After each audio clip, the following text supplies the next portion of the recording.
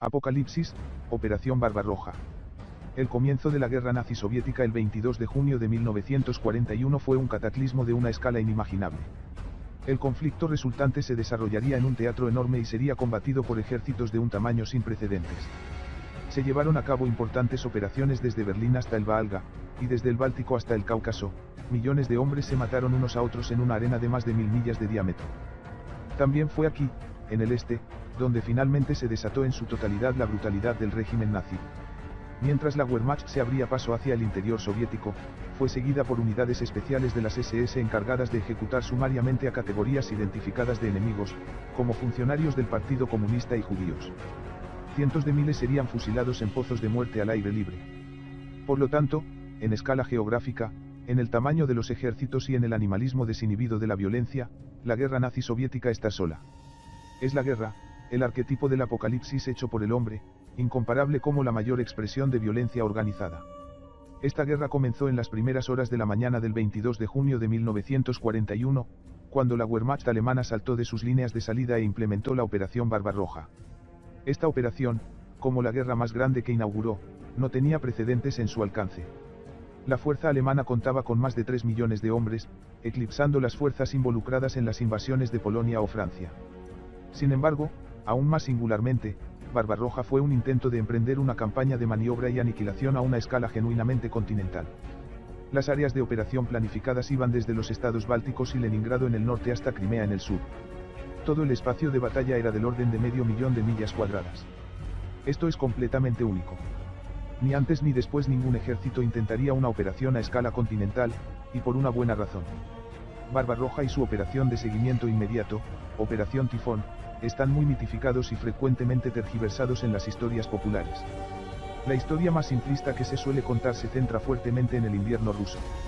Se dice que los alemanes estaban a punto de capturar Moscú cuando se vieron atrapados por la llegada del clima invernal, que congeló su avance y permitió que la URSS se recuperara, por lo general, se dice, con la generosa ayuda de Estados Unidos. Una historia un poco más sofisticada, pero aún incorrecta, apunta a la decisión a principios de otoño de redirigir las fuerzas hacia Kiev como un momento crítico. Supuestamente, esto reflejó que Hitler se distrajo con objetivos secundarios y provocó un retraso fatal que dejó a los alemanes sin poder llegar a Moscú a tiempo. De hecho, el fracaso de Barbarroja estuvo enraizado en las más altas concepciones de la operación, más que en los detalles de su implementación. Barbarroja fracasó porque era simplemente imposible llevar a cabo con éxito una campaña de maniobras a escala continental en la Unión Soviética con los recursos disponibles para la Wehrmacht alemana en 1941. Es revelador que Barbarroja logró todos sus objetivos, pero estos éxitos no se tradujeron en una victoria estratégica. Has oído que el alcance del hombre esté de su alcance. En el caso de la Wehrmacht en 1941, ni el alcance fueron la deficiencia. Hitler había alcanzado y agarrado algo demasiado grande para él, y se encontró lidiando con un poder que no había entendido y que no podía dominar. El enorme poder militar latente de la Unión Soviética había sido invisible para los planificadores alemanes, quienes tontamente descartaron la destreza combativa de los eslavos, la sofisticación de los sistemas de armas soviéticos y, especialmente, los poderes organizativos sin precedentes del Partido Comunista, que podía movilizar con calma y eficiencia a decenas de miles de personas. De millones de hombres para luchar. Y así, cegada por la arrogancia y las presuposiciones nazis sobre la incompetencia soviética y la inferioridad eslava, la Wehrmacht se vio atrapada en una guerra que no podía ganar, contra un ejército que no había entendido, varado en un vasto país que se burlaba de él con cruel distancia. Sobre todo, el régimen nazi descubrió que su adversario soviético tenía una ideología totalizadora y poderes de movilización y coerción que superaban a los suyos. El imperio de Stalin, que Hitler descartó como un gigante con pies de barro, era mucho más poderoso de lo que nadie sabía hasta ahora.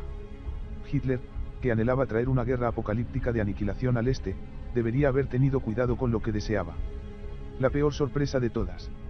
A primera vista, la Operación Barbarroja parecería caracterizarse por dos aspectos aparentemente contradictorios, a saber, que la fuerza alemana fue la mayor acumulación de poder de combate en la historia de Europa, pero también lograron una sorpresa casi total. Esto parece como si fuera imposible. ¿Cómo podría la Unión Soviética estar ciega ante la acumulación de una fuerza tan enorme en su frontera, millones de hombres, con miles y miles de piezas de artillería, tanques y vehículos, y con ellos la enorme depósitos de suministros, aeródromos e infraestructura de retaguardia? La respuesta residía en una mezcla peculiar de las suposiciones del propio Stalin sobre las intenciones alemanas, la danza de la inteligencia y la contrainteligencia, y una grave falta de comprensión en el escalón más alto de la dirección soviética en cuanto a cómo sería sobre el terreno cuando los alemanes desataran sus ataques. Paquete de ataque mecanizado. Permíteme la indulgencia de una elaboración. En 1941, la Alemania nazi y la Unión Soviética todavía operaban técnicamente bajo un conjunto de acuerdos que incluían un pacto de no agresión, un acuerdo comercial, que intercambiaba en gran medida máquinas, herramienta y tecnología alemanas por materias primas soviéticas, y un acuerdo sobre fronteras y esferas de influencia que la historia conoce como el Pacto Molotov-Ribbentrop. A pesar de la alineación nominalmente amistosa de los dos países, existía la sensación compartida de que la alianza estaba perdiendo rápidamente su utilidad y que los dos países pronto estarían en guerra. La desintegración de las relaciones nazi-soviéticas fue multicausal. El arreglo fue bastante desagradable para Hitler en el sentido de que hizo que Alemania dependiera del grano, el petróleo y otros materiales soviéticos. Dadas las presuposiciones ideológicas de Hitler sobre la necesidad de la autosuficiencia económica, la continua dependencia de Stalin en cuanto a materiales era un trago amargo de tragar. Además, los términos específicos del comercio nazi soviético eran estratégicamente desventajosos para Alemania, porque enviaban a la Unión Soviética herramientas industriales y tecnología que hicieron a la URSS más poderosa con el tiempo, mientras recibían a cambio solo materiales consumibles. Sobre todo esto pendía la obsesión general de Hitler con el judeo-bolchevismo y el Imperio Oriental. Sin profundizar demasiado en los detalles de la visión del mundo de Hitler, en otro momento, tal vez, sería adecuado decir que la URSS fue el lugar específico donde se unieron sus muchas ambiciones. Fue en las tierras de la Unión Soviética donde Hitler construiría un imperio alemán autosuficiente y rico en recursos y también forzaría finalmente una confrontación final con los judíos. Esto proponía una solución arquetípicamente hitleriana. Hitler era sobre todo un jugador geopolítico compulsivo al que le encantaba la idea de que podía resolver todos sus problemas con un solo golpe decisivo, y aquí estaba el ejemplo perfecto. Podía adquirir grano, petróleo y espacio vital, poner fin a su dependencia de un némesis ideológico y matar a una gran cantidad de judíos y comunistas con un solo movimiento. La tregua nazi-soviética, entonces, nunca iba a durar. Su desaparición en 1941 fue provocada específicamente por disputas sobre las esferas de influencia relativas en los Balcanes. En noviembre de 1940, Molotov visitó Berlín y se discutió la idea de que la Unión Soviética se uniera al eje con Alemania, Japón e Italia, pero las conversaciones fracasaron por el deseo soviético de tener presencia en Bulgaria. Lo que envenenó la relación ni siquiera fueron los temas en juego, sino el hecho de que Hitler entró en una furia apopléjica cuando le hablaron de las propuestas soviéticas, y su posterior decisión de dar a Molotov el tratamiento silencioso. La propuesta soviética nunca alivió una respuesta formal, un silencio que inquietó profundamente a Stalin y más o menos confirmó que la tregua se estaba desintegrando. Molotov en Berlín, 1940. ¿Cómo, entonces, pudieron los soviéticos haber sido tomados por sorpresa en el lanzamiento de Barbarroja? Bueno, Stalin ciertamente no se hacía ilusiones de que se avecinaba una guerra.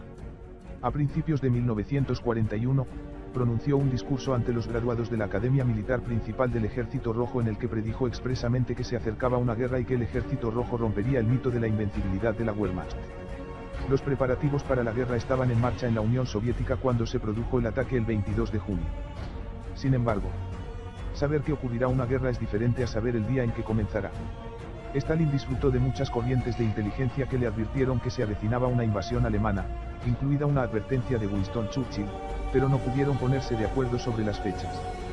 Stalin sabía que la Wehrmacht se estaba concentrando en sus fronteras, pero no pudo determinar sus intenciones. Sobre todo, Stalin había observado un patrón en el comportamiento de Hitler. Todas las expansiones anteriores de Alemania, Austria, Checoslovaquia, Polonia, Dinamarca, etc., se produjeron después de que el Führer hiciera por primera vez una escandalosa demanda final de concesiones. En otras palabras, Hitler parecía estar a favor de amenazar primero a sus víctimas a punta de pistola antes de descargar la Wehrmacht sobre ellas. Stalin en 1941 parece haber estado bastante seguro de que Hitler amenazaría y haría demandas antes de atacar. Sobre todo, el mayor error de Stalin fue relativamente simple. Creía que estaba listo para la guerra. Stalin había movido cielo y tierra para industrializar la URSS y armarla hasta los dientes con armamento moderno. El Ejército Rojo era el más grande del mundo y tenía un parque de tanques significativamente más grande que el de la Wehrmacht.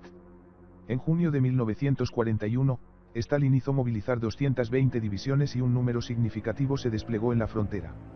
El 19 de junio, el jefe del partido de Ucrania, Nikita Khrushchev, se reunió con Stalin en el Kremlin. Cuando el cielo se oscureció, Khrushchev dijo, realmente debo irme. La guerra estallará en cualquier momento, y podría encontrarme aquí en Moscú o en el camino. Stalin respondió, sí, tienes razón. Unos días más tarde, a la 1 de la madrugada del 22 de junio, Stalin, bajo la incesante insistencia de Zhukov, permitió que las unidades del Ejército Rojo en la frontera estuvieran listas para el combate, pero enfatizó que la tarea de nuestras fuerzas es abstenerse de cualquier tipo de acción provocativa. En el centro del asunto, Stalin, que no era un militar, simplemente no entendió cuán rápido y violento fue el paquete de ataque alemán. Supuso que las enormes fuerzas soviéticas en la frontera manejarían cualquier cosa que se interpusiera en su camino. Podríamos decir, tal vez, que Stalin estaba preparado en abstracto para la idea de la guerra con la Alemania nazi, pero no entendió lo que eso significaría sobre el terreno, o cómo sería cuando los alemanes desataran todo lo que tenían sobre el Ejército Rojo. Estaba listo para la guerra, pero no estaba listo para la Wehrmacht. Apertura, el espejismo. La Operación Barbarroja fue una paradoja por excelencia. Muy simple, fue el mayor logro operativo de la Wehrmacht hasta la fecha y, sin embargo, Alemania perdió la guerra. ¿Cómo puede ser esto? Examinemos. La guerra comenzó de manera muy similar a otros ataques alemanes icónicos, y las unidades del Ejército Rojo en la frontera ahora disfrutaron del mismo trato que los franceses en 1940 o los polacos en 1939, nubes de Stukas chirriantes, tanques arrojando fuego al acercarse, artillería concentrada en los puntos de ruptura, y una infantería bien entrenada lanzando morteros, ametralladoras y fuego de rifle. El Ejército Rojo lo manejó tan bien como lo habían hecho los oponentes anteriores de la Wehrmacht. En este momento, simplemente no había ejército en el mundo que tuviera la integración de armas para igualar el juego de herramientas mecanizado alemán, y la pura violencia, la velocidad y la potencia de fuego maniáticamente concentrada en la brecha era demasiado para cualquiera.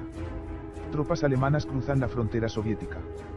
La concepción amplia de la Operación Barbarroja era esencialmente tomar las campañas anteriores de Alemania y magnificarlas muchas veces. Donde Polonia y Francia habían sido golpeadas cada una con 2 grupos de ejércitos alemanes, Barbarroja pidió 3, y todos ellos eran demasiado grandes. Polonia se había enfrentado a un puñado de divisiones Panzer, Francia un grupo Panzer de 8 divisiones. La URSS recibiría la friolera de 4 grupos Panzer, con un total de 17 divisiones Panzer y una variedad de formaciones motorizadas.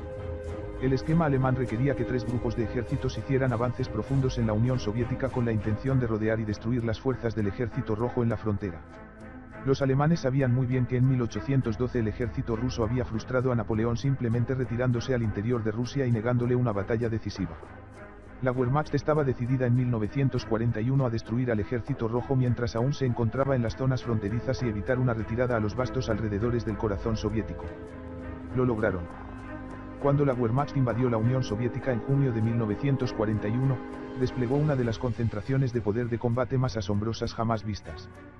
Hitler había acumulado el equivalente a 152 divisiones, compuestas por más de 3 millones de tropas, aumentadas por más de 650.000 soldados movilizados desde estados satélites alemanes y aliados como Hungría, Finlandia, Rumanía e Italia. Las fuerzas alemanas estaban equipadas con unos 3.350 tanques, 600.000 vehículos, 600.000 caballos, decenas de miles de piezas de artillería y más de 3.000 aviones. Incluso frente a una fuerza tan verdaderamente colosal, Stalin tenía razones legítimas para sentirse confiado. A pesar de la enorme acumulación alemana, al estallar la guerra no había ningún arma importante, tanques, infantería, aviones o artillería, donde la Wehrmacht tuviera una ventaja numérica significativa sobre el Ejército Rojo. Stalin había pasado la mayor parte de su tiempo en el poder persiguiendo una industrialización vertiginosa para transformar a la URSS en una superpotencia militar y, como resultado, el Ejército Rojo en vísperas de la guerra era el más grande y mejor equipado del mundo. Los alemanes no superaron en número al ejército soviético alineado frente a ellos, simplemente lo aplastaron. La preparación soviética para la guerra se había centrado en los factores materiales, el tamaño total de los inventarios de tanques, artillería y aeronaves, mientras descuidaba los aspectos profesionales del mando, las comunicaciones y la coordinación. En consecuencia, a pesar del equipo y el armamento adecuados, el Ejército Rojo fue, simplemente, superado por la Wehrmacht, más ágil y receptiva. En primer lugar, la actuación del Ejército Rojo no puede separarse del hecho de que Stalin había llevado a cabo una purga generalizada de su propio cuerpo de oficiales solo unos años antes del estallido de la guerra. Esta espantosa agitación en la jerarquía de mando se había producido al mismo tiempo que el ejército rojo se estaba expandiendo. Como resultado, los oficiales soviéticos tendían a ser promovidos rápidamente y, en su mayor parte, estaban por encima de sus cabezas al principio de la guerra, luchando contra un cuerpo de oficiales alemanes altamente capacitados, experimentados y fríamente competentes, que ya había emprendido con éxito dos grandes campañas en Francia y Polonia, junto con una variedad de otras operaciones especializadas desde Noruega hasta Grecia. Los factores básicos de la experiencia y la formación se dispusieron así hilarantemente a favor de Alemania. Al mismo tiempo, el ejército rojo carecía de un sistema de comunicaciones dedicado y dependía de líneas telefónicas y telégrafos civiles, muchas de las cuales fueron cortadas rápidamente por los alemanes. No era raro durante las primeras fases de la guerra que los oficiales soviéticos tuvieran que preguntar a los funcionarios locales del Partido Comunista. El partido tenía acceso a comunicaciones inalámbricas, dónde estaban los alemanes y cuánto habían avanzado. El ejército rojo luchó con valentía pero no estaba preparado para la guerra al ritmo de Alemania. Estos dos factores, un cuerpo de oficiales abrumado y un sistema de comunicaciones roto, tuvieron una sinergia particularmente mortal. Los diferentes niveles de la jerarquía de mando estaban aislados unos de otros y ciegos, mientras que a nivel de unidad, los comandantes simplemente no podían o no querían tomar la iniciativa. Además, las, digamos, particularidades del sistema estalinista dejaban a la oficialidad con instintos orientados a la supervivencia política, más que a la exigencia militar, y esto significaba no tomar decisiones unilaterales drásticas. Este fue un aspecto absolutamente central de hacer la guerra que Stalin y los comunistas simplemente no entendieron. Se habían centrado en producir tanques, armas y proyectiles, mientras descuidaban las funciones de mando y control del ejército. Los alemanes, simplemente, estaban preparados para pelear la guerra a un ritmo diferente al de los soviéticos. Los comandantes alemanes tenían más experiencia, eran más decisivos, más precisos, más dispuestos a actuar de manera independiente y más sensatos. El ejército rojo, en consecuencia, se parecía a un enorme luchador musculoso, pero con un sistema nervioso enfermo y mala vista. Estas vulnerabilidades hicieron que el ejército rojo fuera particularmente susceptible al enfoque de la guerra de la Wehrmacht, que aportaba una potencia de fuego y una violencia abrumadoras en el punto de ataque para permitir una penetración y un movimiento rápidos, creando una bolsa rodeada, o lo que los alemanes llamaban un Kessel, por caldero, que entonces podría ser liquidado. Al luchar contra múltiples Kesselschlachts, o batallas de cerco, la Wehrmacht planeó aniquilar al ejército rojo y destruir la capacidad de resistencia de la Unión Soviética para el otoño de 1941. El objetivo era muy claro, destruir el poder de combate soviético. Aniquilar al ejército rojo tenía prioridad absoluta sobre la captura de cualquier marcador geográfico específico. El mismo Hitler había comentado que incluso Moscú no tenía gran importancia. Más bien, el objetivo de Barbarroja era destruir la mano de obra soviética, la masa del ejército, decía la directiva de Barbarroja, debe ser destruida en operaciones audaces que implican penetraciones profundas por puntas de lanza blindadas y la retirada de elementos capaces de combatir en él. Se deben prevenir extensos espacios terrestres rusos. Esta última parte es la clave del concepto de Barbarroja, pero volveremos sobre esto más adelante. Los primeros disparos en la catastrófica guerra nazi-soviética se produjeron en forma de un bombardeo aéreo de la Luftwaffe, que atacó más de 60 bases aéreas soviéticas de primera línea a principios del 22 de junio. La Fuerza Aérea Roja perdió más de 1.200 aviones en la primera mañana de la guerra, asegurando el control alemán del aire a lo largo de la línea de contacto. El 24 de junio, literalmente 2 días después de iniciada la guerra, el cuartel general del Frente Occidental Soviético informó a Moscú que la aviación enemiga tiene un dominio aéreo completo. La destrucción total de las unidades de primera línea de la Fuerza Aérea Roja fue uno de los eventos más notables en la historia de la guerra, pero ocurrió tan rápido que apenas se menciona en gran parte de la historiografía de la guerra. Es como si la Fuerza Aérea Soviética simplemente se desvaneciera en el aire.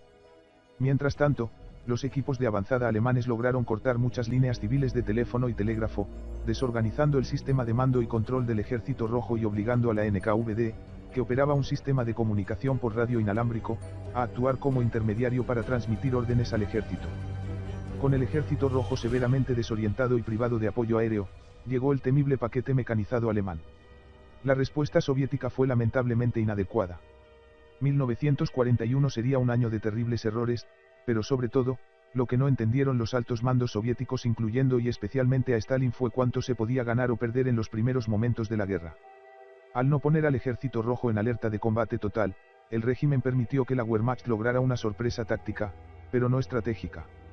Años más tarde, un mariscal soviético, Andrei Grechko, irónicamente comentaría que el gobierno y los altos mandos estaban completamente preparados para el estallido de la guerra, y que las únicas personas sorprendidas por el ataque alemán fueron los soldados del Ejército Rojo en la línea del frente. Lo que el equipo de Stalin no comprendió fue esa sorpresa táctica. La respuesta inmediata de la dirección del partido solo sirvió para enfatizar la peligrosa dinámica del régimen soviético, así como su ceguera sobre cómo se desarrollarían los acontecimientos sobre el terreno. Cuando comenzó el ataque alemán alrededor de las 3 de la madrugada, los comandantes de primera línea tuvieron grandes dificultades para comunicarse con las autoridades en Moscú. Un almirante, que finalmente logró hablar por teléfono con un Yevgeny Malenkov muy somnoliento, informó que estaba siendo bombardeado por la Luftwaffe. Malenkov respondió preguntando, ¿entiendes lo que estás informando? A muchos comandantes del Ejército Rojo, que intentaban frenéticamente explicar que había estallado una guerra, se les dijo que presentaran sus informes por escrito. Sorprendentemente, el mariscal Timoshenko ordenó que algunos cañones antiaéreos no dispararan contra los alemanes, porque no estaba claro si tenían los permisos necesarios para hacerlo. Mientras tanto, en Moscú, los subordinados de Stalin discutían sobre quién debería despertar al jefe y darle las malas noticias. Al final, después de despertar a Stalin y explicarle la situación, el secretario general respondió con total naturalidad que los alemanes simplemente serían golpeados en toda la línea. Lo que nadie en la sala entendió fue que, aunque la guerra había comenzado hacía solo unas horas, los alemanes ya habían tomado tal iniciativa en el aire y en tierra que las unidades fronterizas del Ejército Rojo estaban más o menos condenadas. La Unión Soviética simplemente no estaba preparada para el ritmo de esta guerra. Lo que nadie en la sala entendió fue que, aunque la guerra había comenzado hacía solo unas horas, los alemanes ya habían tomado tal iniciativa en el aire y en tierra que las unidades fronterizas del Ejército Rojo estaban más o menos condenadas. La Unión Soviética simplemente no estaba preparada para el ritmo de esta guerra. La Operación Barbarroja organizó las fuerzas alemanas en 3 enormes grupos de ejércitos. El grupo de ejércitos norte debía atravesar los estados bálticos y capturar Leningrado, al grupo de ejércitos sur se le asignó la tarea de ingresar a Ucrania para asegurar los recursos industriales y agrícolas allí. Sin embargo, con mucho, la formación más grande era el grupo de ejércitos centro, que se abriría camino a lo largo de una línea muy similar a la ruta de invasión de Napoleón, capturando Minsk y Smolensk en ruta a Moscú. Los objetivos geográficos eran secundarios, el punto principal era aniquilar a las fuerzas del Ejército Rojo en el camino. El punto no era tanto llegar a Moscú lo más rápido posible, sino que avanzar por la carretera hacia la capital obligaría a los soviéticos a poner una gran masa de combate en el camino que luego podría ser destruida. Su avance inicial fue asombroso. En las primeras etapas de Barbarroja, la Wehrmacht se tragó los kilómetros y castigó a un ejército rojo desorientado. Una formación panzer en el grupo de ejércitos norte cubrió la mitad de la distancia a Leningrado en solo 5 días. Erich von Manstein avanzó 185 millas con su cuerpo panzer en 4 días. Una profundidad tan asombrosa ni siquiera era particularmente inusual. En el grupo de ejércitos centro, Heinz Guderian condujo su grupo panzer 270 días en la primera semana. Pero este no fue un viaje pausado por el país, la Wehrmacht logró esta penetración profunda mientras superaba la resistencia soviética, ejecutando repetidamente maniobras de pinza clásicas para rodear formaciones masivas del Ejército Rojo. Estas batallas de cerco resultaron en un número increíble de prisioneros. En agosto, la Wehrmacht había tomado casi 900.000 prisioneros de guerra, una serie de cercos masivos adicionales en los meses de otoño aumentó el número de prisioneros a casi 2 millones. Las pérdidas soviéticas fueron verdaderamente asombrosas. Para octubre, el Ejército Rojo había perdido casi 3 millones de hombres, más de 15.000 tanques y cañones autopropulsados, 65.000 piezas de artillería y 7.000 aviones. Este fue un nivel increíble y asombroso de pérdidas que ningún ejército en el mundo podría absorber. El diario de Holder ofrece un barómetro del estado de ánimo alemán durante la guerra. Por supuesto, no todo fue perfecto. Los soviéticos contraatacaron implacablemente, asuntos aislados que se resolvieron fácilmente, pero cada ataque costó a los alemanes tiempo, hombres y equipo. Las ágiles formaciones alemanas pudieron, una y otra vez, rodear enormes focos de fuerzas soviéticas, pero incluso cuando estaban rodeados, el Ejército Rojo luchó obstinadamente, y la Wehrmacht descubrió que liquidar los focos era un asunto desagradable y muchas tropas soviéticas pudieron escapar. Algunos se deslizaron detrás de las líneas alemanas y se unieron a grupos guerrilleros que libraron una guerra de guerrillas en territorio ocupado. Estos cercos fueron tan grandes y tuvieron lugar tan adentro de la Unión Soviética, que incluso los enormes grupos panzer, agrupando varias divisiones panzer y divisiones de infantería motorizada, simplemente no pudieron sellar los bolsillos herméticamente, tuvieron que esperar a que las divisiones de infantería a pie los alcanzaran y llenaran los huecos. Mientras tanto, los alemanes descubrieron que el equipo soviético era sorprendentemente formidable. Tratar con los modelos de tanques soviéticos más nuevos, KV-1 y T-34, fue especialmente difícil, ya que la mayoría de las armas antitanque alemanas demostraron ser incapaces de penetrar la armadura. Aún así, las pérdidas infligidas al Ejército Rojo fueron increíblemente altas, ascendiendo a millones. Esta guerra seguramente había terminado. Volvamos ahora a la concepción operativa de Barbarroja. La preocupación era el cerco y la destrucción de las formidables fuerzas soviéticas dispuestas cerca de la frontera. Esta no era, sin duda, una tarea nada pequeña. El Ejército Rojo de primera línea contenía más de 150 divisiones de fusileros, infantería, y docenas de divisiones de tanques. Sin embargo, la planificación de la guerra alemana se equivocó gravemente en cuanto a qué proporción de la fuerza militar de la Unión Soviética se desplegó hacia adelante. Asumieron que esta fuerza de aproximadamente 3 millones de hombres representaba la mayor parte de la capacidad militar de Stalin, y que su destrucción dejaría postrada a la URSS. La preocupación, por lo tanto, era moverse con gran decisión y destruir los ejércitos soviéticos de primera línea antes de que pudieran retirarse al interior soviético. Tuvieron éxito en este objetivo, con bajas soviéticas aumentando a 7 dígitos en la fase inicial de la guerra.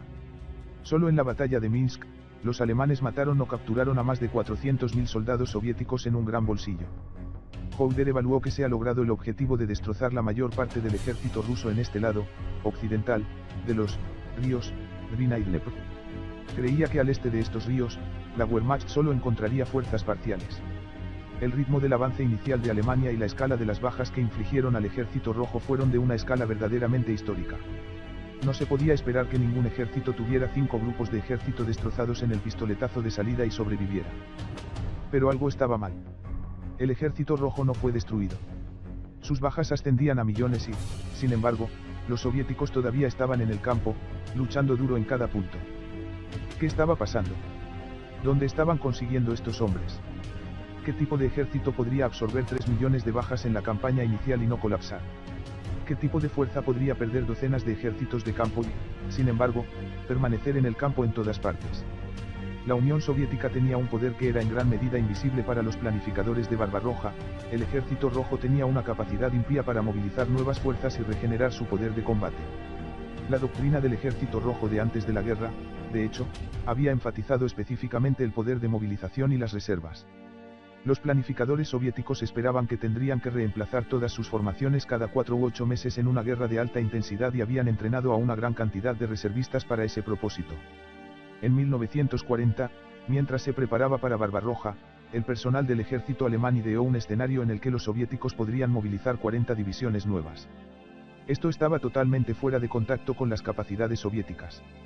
En lugar de 40 divisiones, en diciembre de 1941 el Ejército Rojo logró movilizar la asombrosa cantidad de 800 divisiones y unidades de tamaño equivalente, desplegando más de 14 millones de hombres.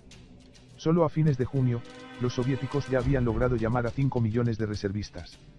Esto significa que en menos de 2 semanas, el Ejército Rojo pudo solicitar un aumento de mano de obra aproximadamente un 60% mayor que toda la fuerza de invasión alemana. Por supuesto, estos hombres no estaban disponibles para el combate de inmediato, tenían que estar equipados y organizados, y las nuevas formaciones tenían que montarse en la retaguardia antes del despliegue. Pero estaban allí. Así llegamos a la paradoja básica de la Operación Barbarroja. Desde una perspectiva operativa, fue una de las mayores victorias de la historia. La Wehrmacht destrozó por completo a las fuerzas armadas soviéticas de primera línea e invadió el borde occidental de la Unión Soviética en cuestión de semanas. Sin embargo, este éxito operativo se combinó con uno de los grandes fracasos de la inteligencia militar de todos los tiempos, con los alemanes volando a ciegas en cuanto a la capacidad de movilización de la URSS. Como resultado, la Operación Barbarroja, estrictamente hablando, logró sus objetivos, destruyó las formaciones del Ejército Rojo en la frontera antes de que pudieran retirarse al interior soviético y, sin embargo, la realización de este audaz objetivo no ganó la guerra. Naturalmente, la movilización de reservas no resolvió de inmediato ninguno de los problemas del Ejército Rojo.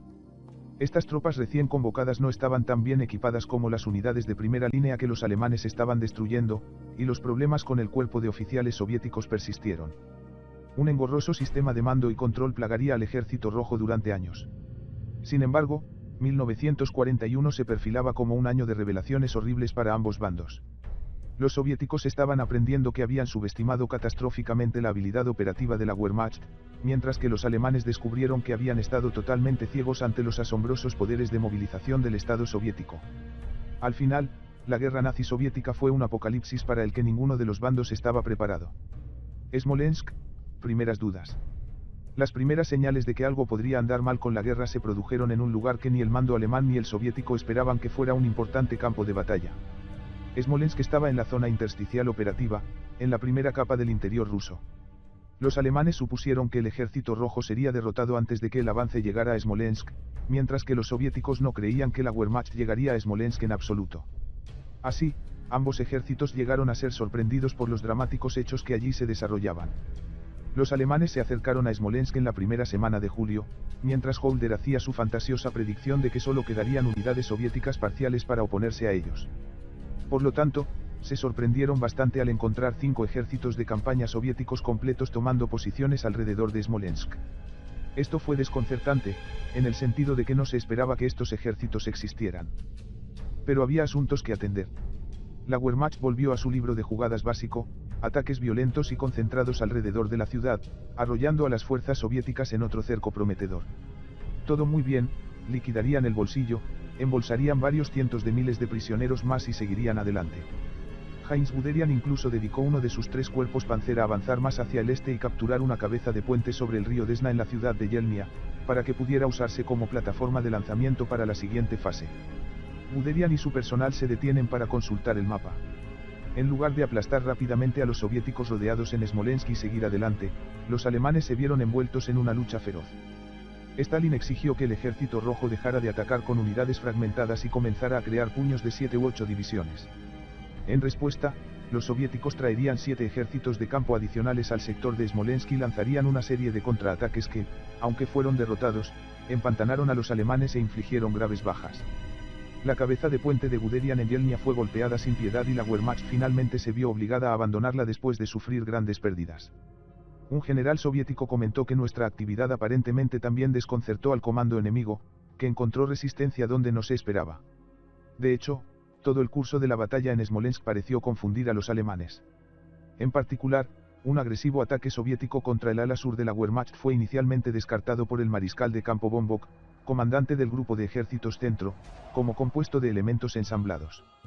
Unos días más tarde, esos elementos resultaron ser 3 ejércitos soviéticos completos que amenazaban con derrumbar un cuerpo panzer completo, y Bock se vio obligado a mover 2 cuerpos adicionales para restaurar la posición. Fue, admitió en su diario, un éxito bastante notable para un oponente maltratado. Mariscal de campo Fedor von Bock, comandante del grupo de ejércitos centro. La conducción de la operación de Smolensk reflejó ampliamente una fuerza alemana que realmente creía en sus propias afirmaciones de que el ejército rojo había sido degradado a solo fuerzas parciales. En particular, la toma de decisiones de Guderian en torno a su desafortunada cabeza de puente en Yelnya demostró la crisis emergente. En el momento en que Guderian eligió empujar al 46º Cuerpo Panzer hacia el este hasta Yelnya, en realidad estaba bajo las órdenes de Bock de cerrar el anillo alrededor de Smolensk. Guderian, debemos recordar, era una especie de comandante prusiano de conducción dura de la vieja escuela, que entendió que se otorgaba cierto tipo de libertad e independencia al comandante de campo cuando se trataba de tomar una acción agresiva. Después de todo, había sido este mismo tipo de insubordinación lo que provocó el Gran Cerco en Francia.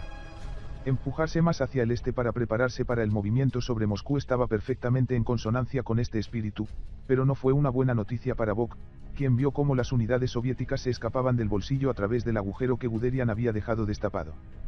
Cuando Guderian finalmente movió fuerzas para cerrar la brecha, la única unidad que pudo prescindir para el trabajo fue la 18ª División Panzer, que en ese momento había perdido 3/4 partes de sus tanques y la mitad de sus cañones antitanque. La sorprendente falta de prudencia de Guderian, dado el agotamiento general de su grupo Panzer, ejemplificó el colapso de la guerra de Alemania. Aquí había una fuerza Panzer en los límites de sus líneas de suministro, operando con pérdidas crecientes de tanques y solo un mínimo de apoyo de infantería, intentando extrañamente asumir múltiples objetivos difíciles, tratando no solo de completar el cerco alrededor de Smolensk, sino también de controlar más una cabeza de puente. Algunos de los comandantes de división de Guderian informaron claramente que solo se podía lograr un objetivo. Mientras tanto, al mando del grupo de ejércitos, Bock escribió con incrédula exasperación: solo hay un bolsillo en el frente del grupo de ejércitos. Y tiene un agujero. Los alemanes ganaron la batalla de Smolensk en 1941. Toda la operación costó a los soviéticos otras 350.000 bajas en total, y la ciudad fue capturada al final. Pero desde la perspectiva alemana, Toda la batalla estuvo mal. Se suponía que los soviéticos se estaban derrumbando, y ciertamente no se suponía que fueran capaces de lanzar una gran cantidad de nuevos ejércitos de campaña en este frente. Además, las bajas alemanas, aunque inferiores a las del Ejército Rojo, seguían siendo graves. La Wehrmacht perdió unos 110.000 hombres en la operación de Smolensk, además de un tiempo valioso. La dificultad de cerrar el Rin, los implacables contraataques soviéticos, la creciente debilidad de las fuerzas Panzer, la creciente sensación de parálisis y desacuerdo en el mando, todo indicativo de una guerra que iba terriblemente mal, a pesar de que la Wehrmacht aún no había sufrido una sola derrota. La batalla finalmente terminó el 31 de julio. En ese momento, una sensación de desilusión y horror se estaba apoderando de las mentes alemanas. El 13 de julio, solo 5 días después de la operación, Bock ya había confiado en su diario. Debido al desgaste extremo de su material y equipo, los dos grupos Panzer solo son efectivos si se emplean como una sola entidad. Unas semanas más tarde, añadiría que sí, después de todos los éxitos, la campaña en el este ahora se desvanece, no es mi culpa. A principios de septiembre, un oficial alemán señaló sucintamente: sin guerra relámpago victoriosa, sin destrucción del ejército ruso, sin desintegración de la Unión Soviética. El general Gaazar de Imrici escribió una carta a su esposa en la que admitía: el ruso es muy fuerte. La guerra aquí es sin duda muy mala. Todas las campañas pasadas parecen un juego de niños en comparación con la guerra actual. Nuestras pérdidas son pesadas. El puntapié, sin embargo, provino del jefe de Estado Mayor del Ejército, Franz Holder. Después de jactarse previamente de que la guerra se había ganado en 2 semanas, las entradas de su diario de principios de agosto mostraron un claro cambio de tono. Cada vez está más claro que hemos subestimado al coloso ruso. Al comienzo de la guerra, contábamos con unas 200 divisiones enemigas. Ahora ya hemos contado 360. Estas divisiones definitivamente no están armadas ni equipadas en nuestro sentido, y tácticamente están mal dirigidas en muchos sentidos. Pero ahí están. Si destruimos una docena, los rusos ponen otra docena en su lugar. El comprador tenga cuidado. Kiev, aniquilación y crisis. Las paradojas de esta guerra, la victoria operativa yuxtapuesta a la derrota estratégica total, apenas estaban comenzando para Alemania. Después de la exitosa liquidación del bolsillo alrededor de Smolensk, la Wehrmacht se enfrentó a un momento decisivo. Era el comienzo de agosto, lo que dejaba una ventana adecuada para llevar a cabo más operaciones antes de que comenzara la temporada de lodo, pero operaciones ¿con qué fin? En este punto de la guerra, el frente había creado orgánicamente un enorme saliente alrededor de Kiev. El avance alemán hacia el centro de Rusia ahora sobresalía por encima del frente sur. En esencia, el grupo de ejércitos centro había avanzado mucho más que el grupo de ejércitos sur, y el avance de este último se detuvo al llegar al poderoso río Dnieper. Esta fue una oportunidad tentadora. Un ataque hacia el sur por parte de unidades del grupo de ejércitos centro tenía el potencial de recoger casi todo el frente suroeste soviético en lo que prometía ser quizás el mayor cerco hasta el momento. Pero tal movimiento implicaría despojar al grupo de ejércitos centro de todas sus divisiones Panzer importantes, impidiendo un mayor progreso en el centro y retrasando necesariamente cualquier movimiento sobre Moscú. Hitler hace un plan. Para algunos, por lo tanto, la decisión de Hitler de separar unidades Panzer críticas del grupo de ejércitos centro y enviarlas al sur, hacia Kiev, es el momento en que Alemania perdió la guerra. Distraído por la perspectiva de otro gran cerco, el Führer retrasó tontamente el avance sobre Moscú y le costó a Alemania su mejor oportunidad de ganar la guerra en 1941. Esta teoría es obviamente tentadora, particularmente porque permite que se le eche toda la culpa a Hitler. El Sr. Bigote se ha convertido, por razones obvias, en un chivo expiatorio popular de la derrota alemana. En el periodo de posguerra, no podía defenderse porque estaba muerto, y nadie más lo defendería porque era Hitler. Por lo tanto, es común y conveniente culpar a Hitler por las decisiones particulares que llevaron a la derrota alemana. Esto, sin embargo, está mal. Es justo acusar a Hitler de ser malvado, o neurótico, o cualquier cantidad de cosas desagradables, pero no fue demasiado responsable de ninguna decisión en particular que condujo a la derrota alemana. Se podría decir, por supuesto, que, como comandante en jefe, tenía la responsabilidad última, y bastante. Pero en todo momento estuvo asesorado por oficiales del Estado Mayor y atendido por un cuerpo de oficiales que implementó sus órdenes diligentemente, y en 1941 había muchos oficiales alemanes aplaudiendo la decisión de su Führer de enviar a los Panzer al sur, hacia Kiev. En lugar de presagiar algún tipo de error histórico mundial, aclamaron una victoria titánica. Más concretamente, la decisión de redirigir las fuerzas al eje de Kiev estaba perfectamente en consonancia con las suposiciones de larga data de la guerra prusiano-alemana, que priorizaba la destrucción de la masa de combate del enemigo por encima de todo. Esto era. Además, desde una perspectiva operativa, esta era nada menos que una oportunidad perfecta para librar la madre de todas las batallas de aniquilación. Ningún instructor de las academias militares alemanas podría haber preparado un escenario más soñador.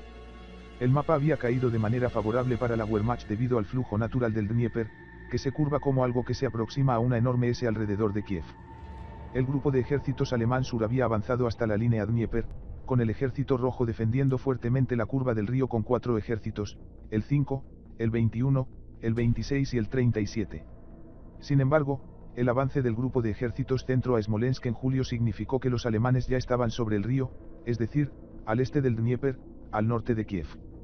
Como resultado, la posición soviética alrededor de Kiev había llegado a formar un saliente gigante. Además de la tentación de la posición, desde el punto de vista alemán, estaba el hecho de que las posiciones clave en las alas del saliente ya estaban en manos de las fuerzas Panzer, el 2. Grados Grupo Panzer de Guderian en el norte y el 1. Grados Grupo Panzer de Kleist en el sur. Esto hizo posible atacar directamente a través del saliente soviético sin reorganizar la línea. El grupo Panzer de Guderian tuvo que hacer poco más que girar a la derecha. Esta fue, por lo tanto, una operación conceptualmente muy simple. Los grupos Panzer 1 y 2 avanzarían uno hacia el otro, sellarían el enorme saliente alrededor de la curva Dnieper y atraparían a 4 ejércitos soviéticos en un bolsillo. Es curioso, entonces, que una oportunidad tan sublime y limpia de pelear otra batalla de aniquilación se haya transformado en una especie de decisión desquiciada de Hitler que le costó la guerra a Alemania. Esta interpretación se debe en gran medida al hecho de que dos de los escritores de memorias más leídos de la Alemania nazi, Heinz Guderian y Franz Holder, se esforzaron por dramatizarlo como un punto de inflexión en el que Hitler ignoró su consejo. Una breve nota, quizás, sobre las curiosidades institucionales de la maquinaria de guerra nazi. El término alto mando, en este caso, es una descripción inadecuada, ya que la Alemania nazi tenía dos cuerpos prominentes que encajan en la descripción. Uno era el OKH, Oberkommando des Heers, o Alto Mando del Ejército. Este era el organismo que realizaba la planificación estratégica de los grupos de ejércitos y ejércitos. Su comandante supremo era el general Walter von Brauchitsch, y el jefe de personal era el frecuentemente mencionado Franz Holder, quien llevó un diario que se convirtió en un material básico fundamental para los académicos después de la guerra. Sin embargo, también estaba el OKW, Oberkommando der Wehrmacht, o Alto Mando de las Fuerzas Armadas dirigida por Wilhelm Keitel y Alfred Jodl. En teoría, este era un organismo por encima del OKH que coordinaba las operaciones del ejército, Heer, la Armada, Kriegsmarine, y la Fuerza Aérea, Luftwaffe, pero en la práctica operaba como un centro de toma de decisiones rival del OKH. Todo esto se ajustaba al procedimiento operativo estándar del régimen de Hitler. Al Führer le gustaba establecer centros de poder rivales que compitieran por los recursos y la aprobación, tanto porque esto realzaba su poder personal, permitiéndole arbitrar entre secuaces en competencia, como porque generaba propuestas ambiciosas, con subordinados constantemente bajo presión para traer más grande y mejor. Ideas más audaces para él. En el periodo de posguerra, se convirtió en norma para los miembros del Estado Mayor del Ejército, OKH, retratarse a sí mismos como profesionales puros y no como nazis en absoluto, en contraste con los hombres del OKW, que fueron descartados como adoradores fanáticos de Hitler. Esto aparentemente se solidificó por el hecho de que las figuras prominentes del OKW, como Jodl y Keitel, fueron condenados por crímenes de guerra en Nuremberg y ahorcados, mientras que los hombres del OKH como Holder fueron perdonados en gran medida. El resultado de todo esto es que se hizo común que la Wehrmacht fuera retratada como una facción limpia, Holder, el OKH y muchos de los comandantes de campo, y una facción nazi, el OKW y las Waffen-SS. De hecho, esta teoría es poco más que una continuación de la lucha por el poder entre el OKW y el OKH que precedió a Auschwitz o Nuremberg. En los primeros meses del otoño de 1941, la Wehrmacht se vio detenida por una lucha de poder de este tipo. El OKH, particularmente Holder, estaba a favor de un avance inmediato sobre Moscú, mientras que el OKW estaba de acuerdo con Hitler en que la prioridad debería ser la limpieza de los flancos. Por lo tanto, cuando se leen las memorias de alguien como, por ejemplo, Guderian, debe entenderse que no se trata simplemente de que Hitler ignore unilateralmente su consejo y opte por ir en otra dirección, sino que Guderian y Holder estaban en el bando perdedor de una lucha interna por la firma de Hitler. A largo plazo, Esta extraña y esclerotizante fisura institucional se reparó cuando Hitler se autoproclamó comandante en jefe del OKH directamente y dirigió la guerra en el este a través de ese cuerpo, con el OKW asumiendo la responsabilidad de los otros frentes. Hitler con el personal del OKH. La verdad, por supuesto, es que tanto el OKW como el OKH estaban llenos de oficiales que estaban perfectamente dispuestos a implementar las órdenes del Führer, ya fueran órdenes relacionadas con la liquidación de enemigos raciales o con el desvío del segundo grupo Panzer hacia el sur, hacia Kiev. Guderian argumentó en contra del giro hacia el sur al principio, pero una vez que lo llevaron a discutir el asunto con Hitler cara a cara, previsiblemente se derritió. Guderian tendía a sentirse bastante intimidado en presencia de Hitler y generalmente salía de acuerdo con el jefe, e implementó la orden con entusiasmo. Dicho todo esto, la decisión estaba tomada. En lugar de moverse directamente sobre Moscú, gran parte de la fuerza del grupo de ejércitos centro, en particular las fuerzas Panzer, se desviaría hacia el norte y el sur para ayudar a otros objetivos. Las unidades del grupo Panzer III irían al norte para ayudar a sellar el frente alrededor de Leningrado, mientras que el grupo Panzer II de Guderian se dirigiría hacia el sur y ayudaría a embolsar un enorme caldero alrededor de Kiev. Es una gran tragedia, pero probablemente Hitler tenía razón. Contrariamente a las vanas protestas del OKH, el camino a Moscú no estaba completamente abierto, había un muro de ejércitos soviéticos desplegándose en el camino. El grupo de ejércitos centro todavía estaba en proceso de reforzar su logística. El transporte de camiones estaba hecho jirones, era necesario reparar las líneas ferroviarias, establecer vertederos de suministros y era necesario transportar vehículos de reemplazo. En esta circunstancia, despejar los flancos antes de adentrarse más en el interior de Rusia era un curso de acción completamente sensato. La idea de que el grupo de ejércitos centro simplemente podría haber entrado en Moscú en septiembre de 1941 es una fabricación absurda de la posguerra. Todo esto, quizás, ignora el problema real. La batalla de Kiev en 1941 fue, desde el punto de vista alemán tradicional de la guerra, una de las operaciones más espectacularmente exitosas de todos los tiempos, ya que destruyó el equivalente de un grupo de ejército soviético completo en cuestión de semanas. El esquema funcionó esencialmente a la perfección. El segundo grupo Panzer de Guderian disparó directamente hacia el sur a lo largo de la curva interior del río Desna y atacó en la bisagra entre los ejércitos 21 y 40 soviéticos. Simultáneamente, el primer grupo Panzer de Kleist cruzó el Dnieper hacia el sureste de Kiev y rompió las líneas del 38º ejército soviético. Los alemanes ahora tenían dos poderosos grupos Panzer, que manejaban 9 divisiones Panzer combinadas con divisiones de infantería motorizadas de cola, irrumpiendo en la retaguardia de los ejércitos soviéticos en el recodo del Dnieper, con 3 ejércitos de campaña, el segundo, el sexto y el 17º, inmovilizando al resto de las líneas soviéticas alrededor de Kiev. En este momento crucial, los soviéticos necesitaban actuar con decisión para salvar a estos ejércitos.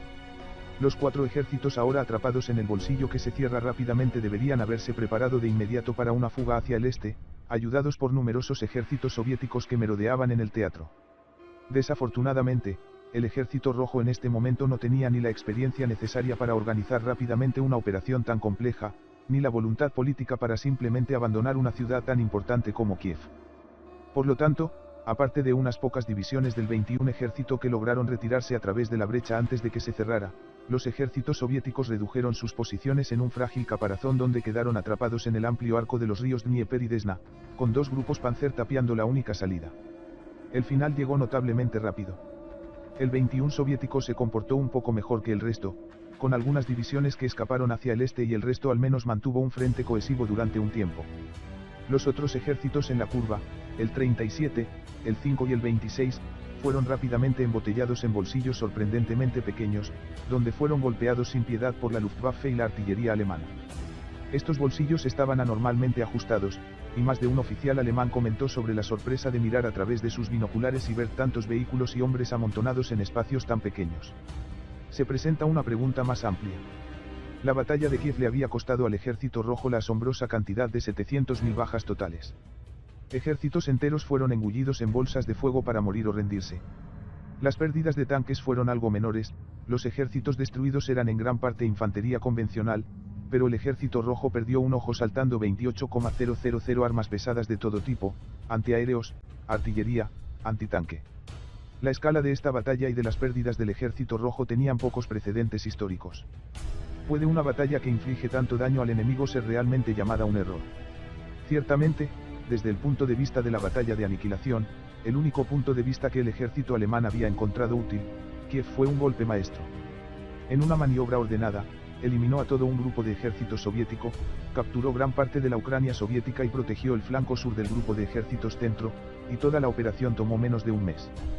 Para Hitler, la victoria fue otro éxito personal que reivindicó sus instintos militares, y el Ministerio de Propaganda del Reich estaba apropiadamente preparado para exprimirlo al máximo. La Wehrmacht llevaba ahora 4 meses en su guerra del Este y ya había librado 3 enormes batallas de aniquilación, en Bielorrusia, en Smolensk y en Kiev. Entonces, ¿por qué no se aniquiló al enemigo? Vyazma, el punto culminante. Pocos momentos en la Segunda Guerra Mundial son tan incomprendidos como la batalla de Moscú. Hay una versión popular de la historia, conocida por todos los chicos occidentales que han crecido con una fascinación por la guerra, que dice así: después de una serie de impresionantes victorias a lo largo del verano, la Wehrmacht hizo un último esfuerzo por llegar a Moscú, donde estuvieron a unas pocas millas de ganar la guerra. Famoso, las tropas alemanas podían ver las torres del Kremlin a través de binoculares, antes de quedarse cortos debido al terrible clima invernal, los problemas de suministro y la inoportuna intromisión de Hitler.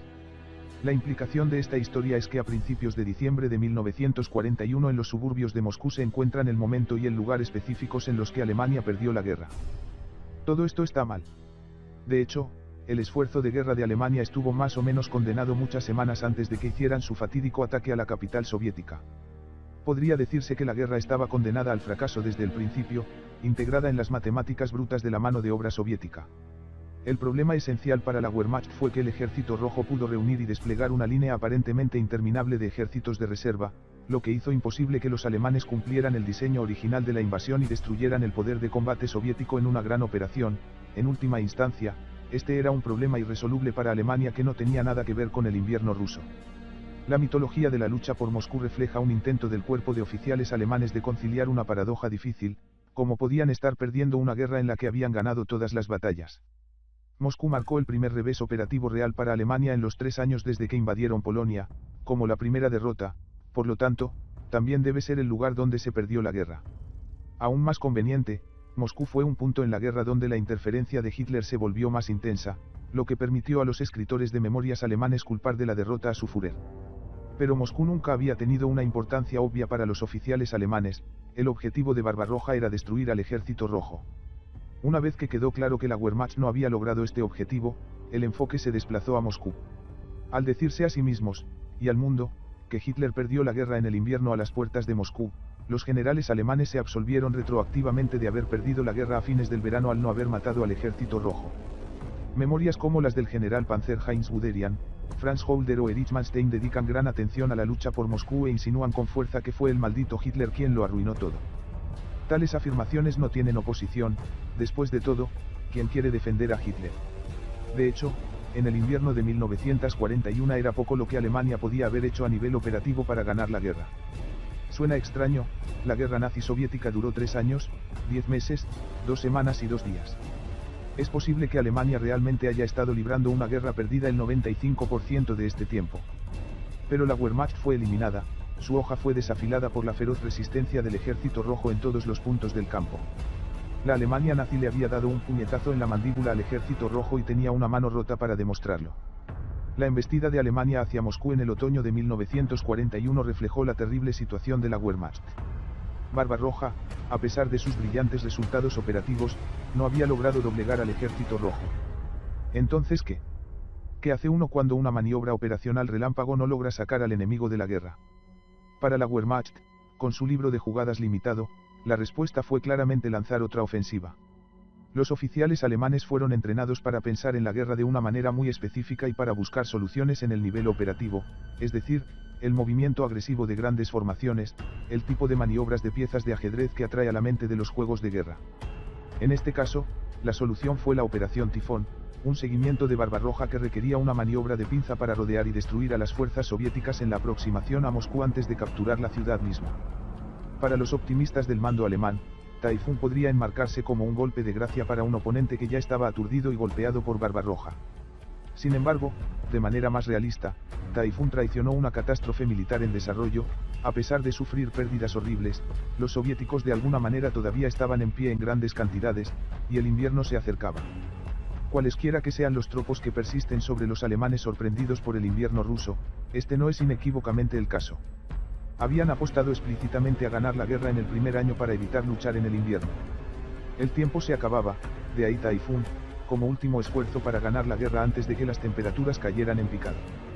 Para realizar este golpe de gracia tan necesario, se reasignaron fuerzas de los grupos de ejércitos del norte y del sur para concentrar el máximo poder de combate en el grupo de ejércitos centro, cuyo comandante, el mariscal de campo Fedor Bombok, ahora manejaba 3 de los 4 grupos Panzer de la Wehrmacht. El grupo de ejércitos de Bok ahora se había incrementado a aproximadamente 2 millones de hombres, convirtiendo a Taifun en el comando de campo alemán más grande de toda la guerra. Esta era una fuerza formidable, pero el impresionante orden de batalla en el papel desmentía cuánto daño habían infligido los obstinados defensores del Ejército Rojo durante los 3 meses anteriores. Este no era el mismo ejército que había invadido la Unión Soviética el 22 de junio. A pesar de los muchos errores cometidos por el alto mando, las bases del Ejército Rojo lucharon con ferocidad y valentía, y habían infligido graves pérdidas a los alemanes. Los 3 grupos Panzer de Bok se redujeron al comienzo de Taifun a solo el 52,8% de sus complementos de tanques autorizados. Las pérdidas de camiones fueron igualmente paralizantes. Según una estimación, los grupos Panzer habían perdido entre el 30 y el 40% de su transporte motorizado. En total, la Wehrmacht había perdido algo del orden de 200.000 vehículos durante los meses de verano. Para compensar estas asombrosas pérdidas, Hitler autorizó un lote de reemplazo de apenas 3.500 camiones para el frente oriental. Debido a la profundidad del avance de la Wehrmacht en la Unión Soviética, y la dificultad de modificar los trenes alemanes para que fueran compatibles con las vías soviéticas, el Taifun iba a estar mal abastecido. Antes de que comenzara la operación, el personal de logística de la Wehrmacht advirtió que la ofensiva no podría ser abastecida adecuadamente hasta Moscú. El ejército prístino y magníficamente equipado que había invadido la Unión Soviética en junio ahora estaba severamente degradado. Holder admitiría con pesar que tal ejército no estará disponible para nosotros nuevamente. La escala de los éxitos operativos de la Wehrmacht había cegado en gran medida a los líderes alemanes ante el pésimo estado de su propio ejército. Este era, como lo expresó un analista, un ejército en proceso de ser desmodernizado. La Wehrmacht quería librar una guerra de maniobras, moviéndose rápida y hábilmente para flanquear y desorientar al Ejército Rojo, pero después de que los tanques y los vehículos sangraran mucho durante los combates de verano, el ejército se estaba quedando peligrosamente escaso de movilidad y poder de ataque. Una invasión exitosa de la Unión Soviética habría requerido un ejército capaz de iniciar múltiples operaciones ofensivas sucesivas, con divisiones Panzer frescas y totalmente abastecidas e infantería motorizada que pudiera asestar una secuencia de golpes. La Wehrmacht simplemente no era el ejército para este trabajo. Cuando Taifun comenzó el 2 de octubre, se esforzaron por asestar un golpe de gracia utilizando divisiones Panzer de media fuerza y una enorme cantidad de unidades de infantería cansadas y mal abastecidas. La falta de transporte motorizado aseguró aún más que cualquier avance adicional sería de la variedad de parada y arranque. Los tanques se lanzaban hacia adelante y luego se detenían para permitir que la infantería y los suministros los alcanzaran. Como el propio Bok escribió en su diario, como una nueva operación debe comenzar desde esta posición con el valor de combate que cae lentamente de las tropas, que son atacadas una y otra vez, todavía no lo sé. Un problema general en este punto era la insuficiencia del tránsito ferroviario y de camiones de Alemania. Contrariamente a la creencia popular, los esfuerzos soviéticos de tierra arrasada no habían deshabilitado totalmente los ferrocarriles, de hecho, tendían a mantener los ferrocarriles en funcionamiento para evacuar el equipo de factor hasta el último momento posible, y las unidades de ingeniería alemanas lograron restaurar la conectividad ferroviaria al ejército. Grupo Centro en preparación para Taifun. El problema era simplemente que había una capacidad ferroviaria inadecuada para abastecer a un ejército tan enorme, y esto obligó a la Wehrmacht a tomar decisiones imposibles, en términos de asignar una capacidad limitada a diversas necesidades, como vehículos de reemplazo, piezas de repuesto, municiones, combustible y ropa de invierno. Los pellizcos logísticos se vieron amplificados por el optimismo desenfrenado del intendente del ejército, el general Eduard Wagner. Al carecer de la capacidad de abastecer adecuadamente al ejército o reforzarlo, los alemanes tuvieron que recurrir a medidas a medias y parches para reunir la fuerza necesaria para Taifun. En ningún arma fue esto más evidente que en los vehículos blindados, en particular en los tanques. Las pérdidas acumuladas de tanques alemanes fueron enormes, incluso en una serie ininterrumpida de victorias. Sobre el papel, el grupo de ejércitos centro comenzó la operación Taifun en octubre con más tanques de los que tenía en junio, pero este aumento en la fuerza se logró a través de una variedad de soluciones provisionales que disimularon la degradación general del poder de combate de la Wehrmacht. Las pérdidas de tanques habían sido graves y la logística se mantenía unida por un hilo, y todo esto se vio amplificado por los ahora endémicos problemas de informes de la Wehrmacht. Las unidades de la Wehrmacht tendían a vacilar entre informar de sus pérdidas por encima o por debajo, dependiendo de cómo quisieran manipular el suministro. Era común sobreinformar pérdidas y averías de tanques para solicitar vehículos de reemplazo y repuestos, pero subinformarlos para obtener más municiones y combustible. En términos más generales, el estado inadecuado de la oferta alemana creó un fuerte incentivo para mentir. Como resultado, los comandantes alemanes no tenían una idea precisa de la fuerza de combate real de sus importantes unidades Panzer, pero sabían que la situación era terrible. En promedio, la dotación de tanques de la Wehrmacht en el este a principios de septiembre era de aproximadamente un 30% de pérdidas permanentes, un 23% en reparación y un 47% listo para el combate. En el grupo de ejércitos centro, sin embargo, solo el 34% de la fuerza del tanque original estaba lista para la acción. Estas unidades habían visto combates particularmente feroces en Smolensk. Uno de los adjuntos de Hitler informó sobre la alarma emergente del Führer sobre el estado de la fuerza Panzer. ¿Cómo iba a conducir una guerra, si contaba con 1000 tanques adicionales, y luego alguien le dijo que en realidad solo había 500? Había asumido que la gente en la oficina de artillería al menos sabía contar. Para reforzar el centro del grupo de ejércitos para el tifón, los alemanes tuvieron que jugar casi todas sus cartas inmediatamente disponibles. Esto incluyó transferir un grupo Panzer del grupo de ejércitos norte, para que Bock tuviera 3 de los 4 grupos Panzer del ejército del este, enviar ambas divisiones Panzer en la reserva estratégica del alto mando del ejército, asignar un lote de 316 vehículos de reemplazo del almacenamiento y enviar tanques franceses capturados para realizar tareas de seguridad en la retaguardia para que los Panzer alemanes pudieran liberarse para la acción de primera línea. Incluso con todas estas medidas tomadas, el grupo de ejércitos centro todavía estaba significativamente bajo de fuerza. Unidad por unidad, el ejército simplemente se degradó sorprendentemente. El segundo grupo Panzer de Guderian, que había comenzado la guerra en junio con 900 tanques, se redujo a solo 256 Panzer listos para el combate a fines de septiembre, a los que podían agregar 149 vehículos de reemplazo prometidos. Los alemanes lograron armar un poderoso paquete para Taifún. Bock ahora comandaba el 60% de las fuerzas alemanas en el frente oriental. Pero incluso después de darle a Bock un grupo Panzer adicional, y desplegar divisiones Panzer de la reserva estratégica y enviar vehículos de reemplazo, el grupo de ejércitos centro apenas logró igualar la fuerza de tanques de junio. Sin embargo, lo verdaderamente demoledor fue el hecho de que colocar en barandilla todas estas unidades nuevas y vehículos de reemplazo significaba que ya no había capacidad de riel para piezas de repuesto y, en consecuencia, los vehículos averiados tenían una tendencia a permanecer así. Cuando Taifún finalmente se lanzó, provocó otra impresionante victoria para la Wehrmacht. Esta sería la última victoria indiscutible, la asombrosa batalla de aniquilación final antes de que el espejismo se evaporara y la Wehrmacht ya no pudiera ignorar el apocalipsis. Esquemáticamente, Taifún fue simplemente una expansión de los movimientos alemanes anteriores en la Unión Soviética. Tanto en Bielorrusia como en Smolensk, el grupo de ejércitos centro había embolsado enormes cercos utilizando sus 2 grupos Panzer como pinzas, el tercer Panzer del general Haas como pinza del norte y el segundo de Guderian como pinza del sur. Ahora, con el cuarto grupo Panzer al mando del general Oepner agregado al inventario, habría 3 pinzas, con el grupo de Oemper en el medio. Al principio, toda la operación parecía otra implementación perfecta del paquete estándar de la Wehrmacht. El grupo Panzer de Oepner abrió una brecha en el frente soviético mientras Guderian y Haas se acurrucaban en los bordes. La respuesta soviética fue lenta y confusa, en gran parte debido al hecho de que el comandante soviético del frente, Iván Konev, que más tarde demostraría ser extremadamente competente, había recibido órdenes de Stalin y el Stabka a montar una defensa frontal de un frente amplio con fuerzas insuficientes. Esto dejó las líneas del frente delgadas y fáciles de penetrar, y Konev no pudo retirar sus unidades después de perder las comunicaciones con la mayoría de sus comandantes de primera línea debido al bombardeo de los puestos de mando de la Luftwaffe. Más o menos colgando para secar, Konev observó impotente cómo la friolera de 7 ejércitos estaba parcial o completamente rodeado en la aproximación a Moscú. La defensa contra la operación Taifún probablemente marcó el punto más bajo absoluto de la conducta operativa soviética. En las primeras 3 semanas de octubre, el Ejército Rojo perdió más de 900.000 hombres que defendían el acceso a Moscú, y el camino a la capital parecía peligrosamente abierto. Y, sin embargo, a fines de octubre, fue la Wehrmacht la que sintió desesperación. Estaban sin energía y sin tiempo. La nieve cayó la noche del 6 de octubre. A la mañana siguiente se derritió rápidamente y creó lodo. Octubre fue un mes terrible para llegar a cualquier parte de la Unión Soviética, la mayoría de los caminos eran de tierra sin pavimentar, y las lluvias de otoño los convirtieron rápidamente en pesadillas fangosas. Los vehículos alemanes en todas partes estaban atascados y no podían moverse, víctimas de la Rasputitsa, literalmente, tiempo sin caminos. Un comandante alemán, después de la guerra, escribiría: por supuesto, habíamos anticipado esto, porque lo habíamos leído en nuestros estudios de las condiciones rusas.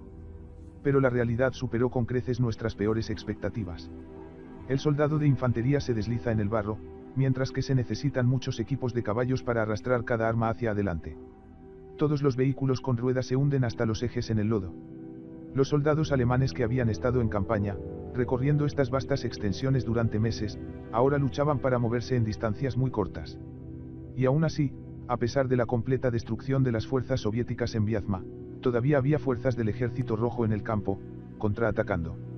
Entre el barro, la escasez de vehículos y combustible, el agotamiento general y una continua defensa del Ejército Rojo, la Wehrmacht ahora se arrastraba hacia adelante. Además, la lentitud afectó no solo el avance de las unidades de combate en el frente, sino también la línea de suministro alemana, que ahora estaba completamente desbordada y proporcionaba solo un goteo de alimentos, combustible y municiones necesarios para sostener el ejército. Esto, a su vez, obligó a tomar decisiones más difíciles. Cada tonelada de combustible y proyectiles que se transportaba dolorosamente al frente representaba una gran cantidad de uniformes de invierno que se dejaban atrás. No puedo aparcar allí, Hans.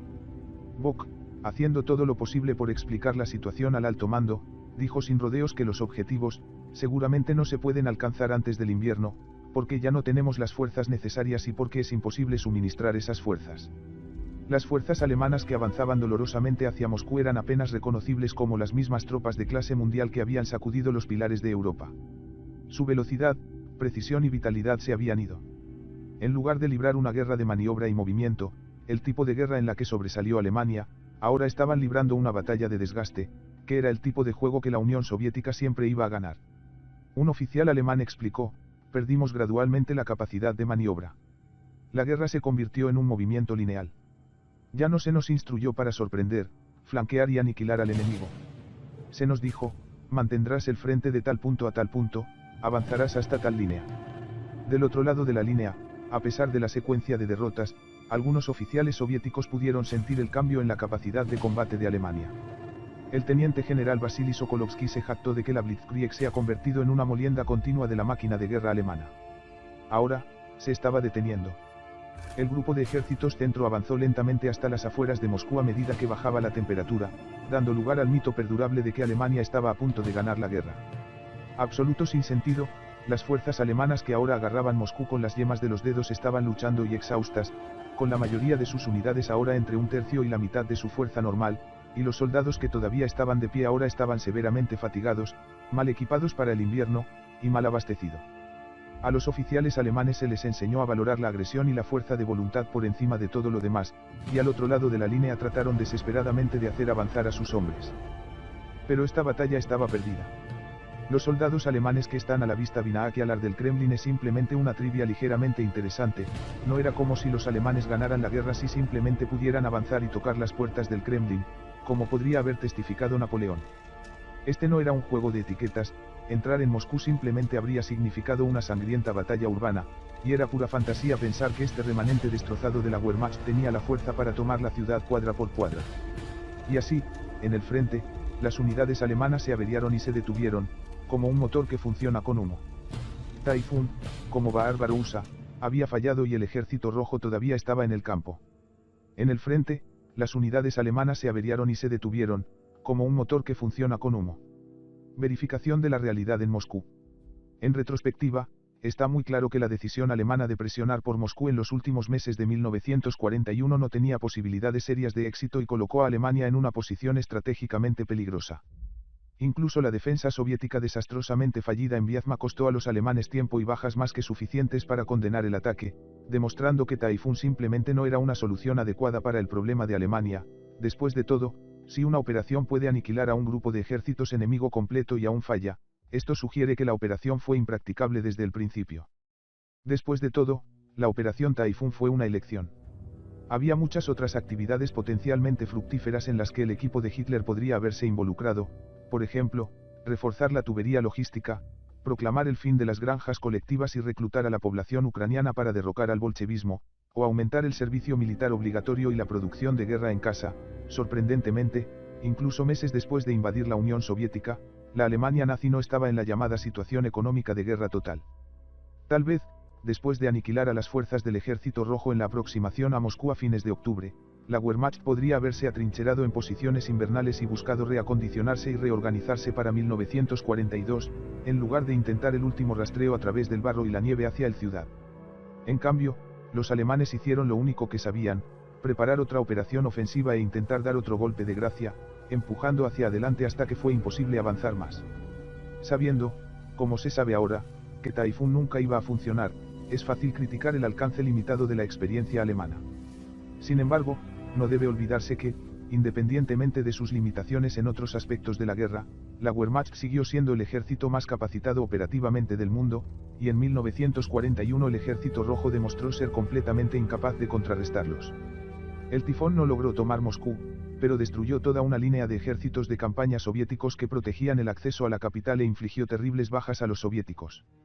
Para Stalin y sus asociados en Stavka, el mapa de situación hablaba de una catástrofe que se desarrollaba rápidamente. Para los residentes de Moscú, incluido Stalin, no era inmediatamente obvio que la ciudad aguantaría. A fines de octubre, mientras los alemanes luchaban para liquidar los bolsillos del Ejército Rojo en la carretera, Moscú había adquirido una clara aura de fatalidad inminente. La infraestructura civil se derrumbó, el transporte público se interrumpió y la electricidad estuvo disponible solo de manera intermitente, los suministros de carbón ahora estaban siendo acaparados por las plantas de armamento. Sorprendentemente, hubo casos de disturbios civiles, una ocurrencia rara en una población que hace mucho tiempo había llegado al punto de sumisión por cortesía de la NKVD. Sin embargo, contrariamente a las esperanzas alemanas, los incidentes de desorden en la calle no reflejaron un creciente estado de ánimo antisoviético entre la población, sino más bien un temor creciente de que el gobierno los abandonara. Algunos moscovitas observaron cuán sin precedentes y siniestro era que las panaderías de la ciudad ahora estuvieran distribuyendo raciones para varios días de una sola vez, esperaba el gobierno ser interrumpido. De hecho, Stalin y su tripulación ya habían hecho planes para abandonar la ciudad. El 15 de octubre, Stalin emitió una orden iniciando la evacuación del gobierno y los preparativos para demoler fábricas, depósitos de suministros e infraestructura en caso de que los alemanes ingresaran con éxito a la ciudad. Ya se había evacuado un número considerable de fábricas y ahora se estaban poniendo en marcha planes para convertir lo que quedaba en un páramo para los alemanes. Stalin, por lo general imperturbable y pedregoso, parecía estar en su punto más bajo. ¿Estás seguro de que podemos mantener Moscú?, le preguntó a Zhukov. Te pregunto sobre esto con un dolor en mi alma. Dime la verdad, como comunista. Zhukov, un militar cueste lo que cueste por excelencia, respondió, sin falta, mantendremos Moscú. Después del pánico de mediados de octubre, el ambiente en la capital se tornó desafiante. Cientos de miles de civiles fueron reclutados para cavar zanjas antitanque y construir fortificaciones de campo en las afueras de la ciudad, mientras que los hombres sanos continuaron uniformándose. Zhukov y Stalin incluso acordaron realizar el desfile del 7 de noviembre para la conmemoración anual de la revolución, como demostración de determinación. Después de pasar revista a las tropas que desfilaban, Stalin se dirigió a la multitud. Su discurso, que apareció en todos los periódicos al día siguiente, admitió que la URSS estaba en una situación desesperada, pero insistió en que la victoria soviética era inevitable. El mundo entero te está mirando, dijo, porque eres tú quien puede destruir los ejércitos merodeadores del invasor alemán. También recordó significativamente a los grandes héroes de la historia militar de Rusia, como Alexander Nevsky, Dmitri Donskoy, Alexander Suvorov y Mikhail Kutuzov. Ya en julio, el régimen soviético había comenzado a rehabilitar un tipo de patriotismo específicamente ruso, estableciendo un corolario entre la invasión alemana y los villanos del pasado de Rusia, como Napoleón y los mongoles. Stalin una vez más jugó con este tema con la Wehrmacht a las puertas. Su línea de cierre, muerte a los ocupantes alemanes. Después de jugar con la evacuación en octubre, Stalin ahora estaba decidido a quedarse en la capital para luchar. El 1 de diciembre, el secretario general recibió una llamada telefónica del cuartel general avanzado de Zhukov en el pueblo de Perkuskovo. El miembro del personal alarmado al otro lado de la llamada informó que los alemanes estaban muy cerca y preguntó si la sede podría reubicarse más al este. Stalin respondió preguntando si tenían palas a mano. El oficial, desconcertado al principio, respondió que si tenían palas y preguntó qué se debía hacer con ellas.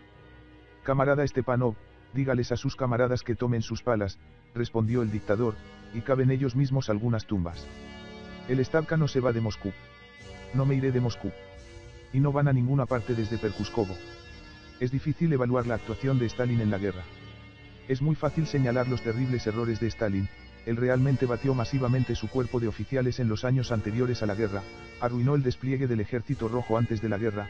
Durante Barbarroja, su liderazgo condujo a las batallas de cerco masivo que causaron estragos en el Ejército Rojo. Es más difícil darle crédito a Stalin por sus éxitos, se siente mejor reconocer y alabar menos, digamos simplemente controvertidos, figuras como Chukov. Sin embargo, es un simple hecho que Stalin estuvo en el centro de la victoria soviética, como líder indiscutible del país, íntimamente involucrado en todas las decisiones críticas. Stalin era visto como indispensable por todos sus subordinados, continuaba obteniendo una gran legitimidad de su carga de trabajo aparentemente sobrehumana, y, de hecho, su popularidad general aumentó sustancialmente durante la guerra, ya que llegó a servir como el arquetipo del Estado y su obstinado y estoico poder. Hacer frente a la tormenta.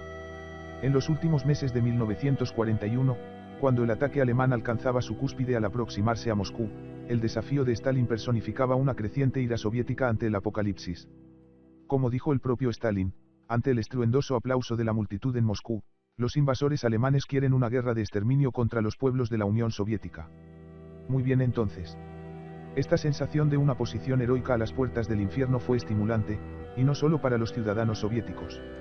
Un periodista estadounidense, que también había estado en Francia en 1940, recordó: cada periodista que es testigo de una ocasión trascendental de este tipo trata de pensar en una frase que cuente la historia completa y emocionante. Mientras veía a los alemanes ocupar París, lo mejor que pude hacer fue, París cayó como una dama. Ahora, lo mejor que pude encontrar fue, Moscú se puso de pie y luchó como un hombre. Stalin, con su régimen y su ejército, se preparó para una lucha feroz por la ciudad. Pero el tremendo choque nunca llegó, en cambio, los alemanes se detuvieron. A principios de diciembre, con la caída de las temperaturas, el grupo de ejércitos centro estaba esencialmente atascado en cada punto de la línea.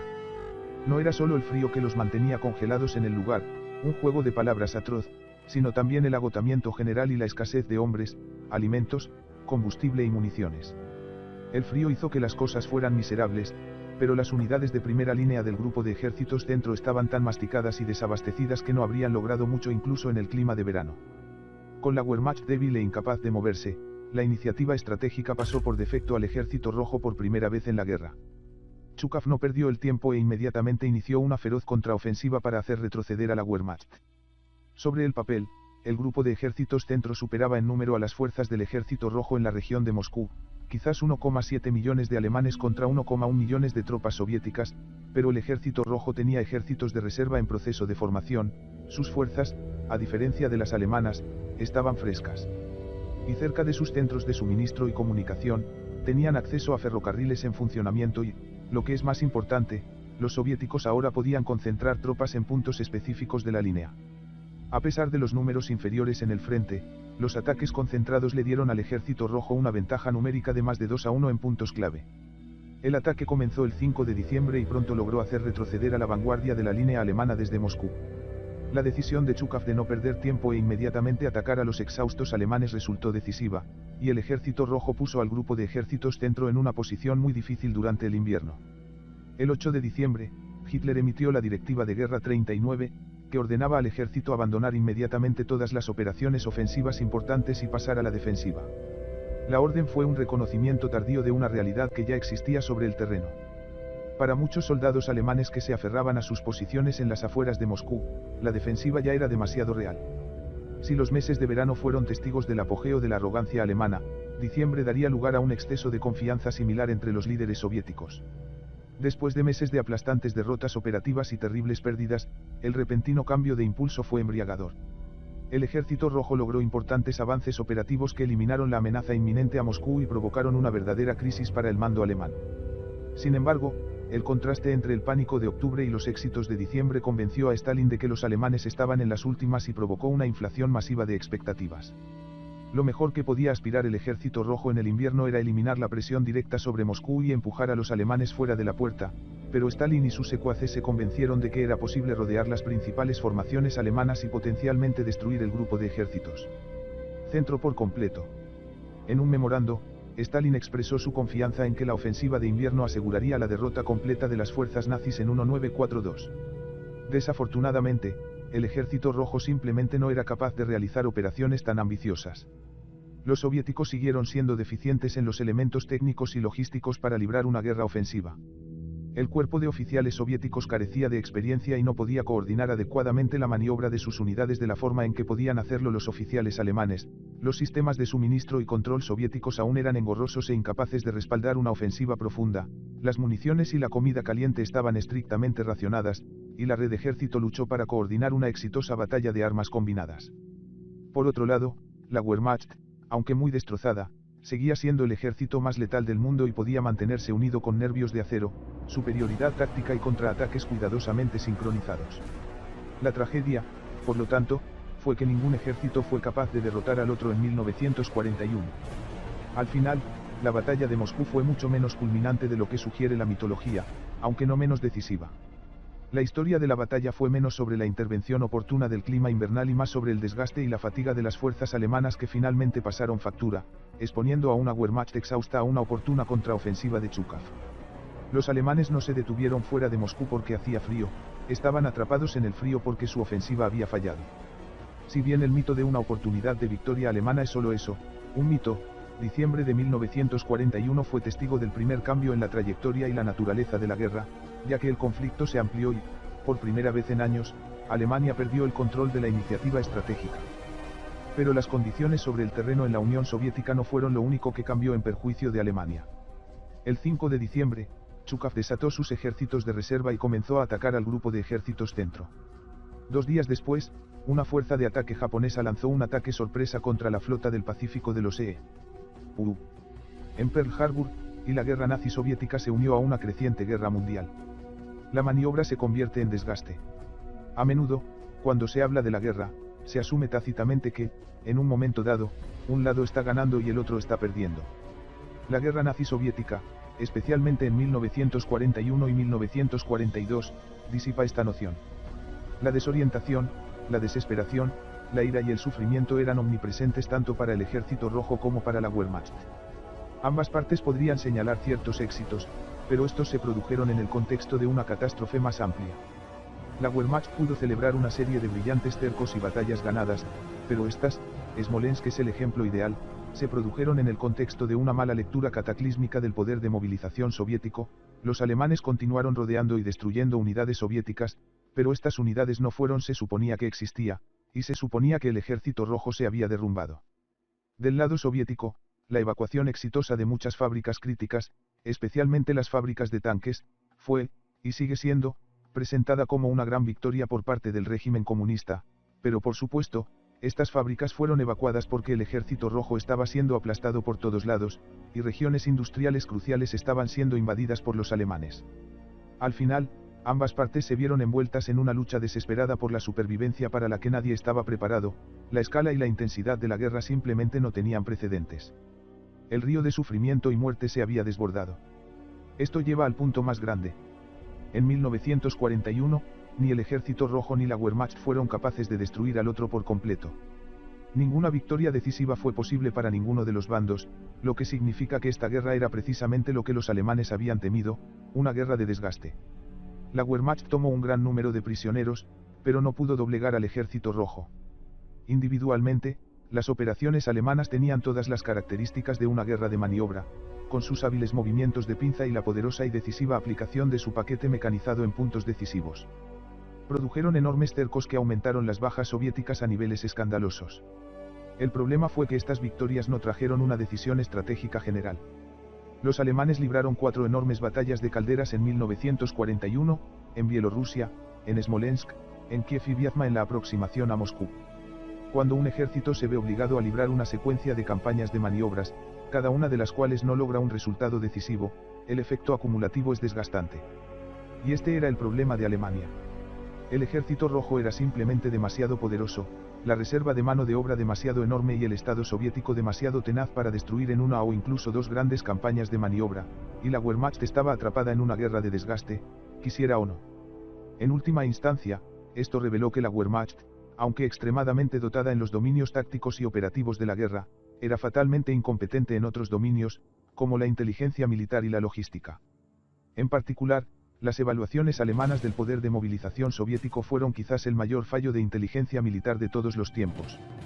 Los poderes de movilización de la Unión Soviética eran realmente asombrosos y perpetuamente se burlaron de la inteligencia militar alemana.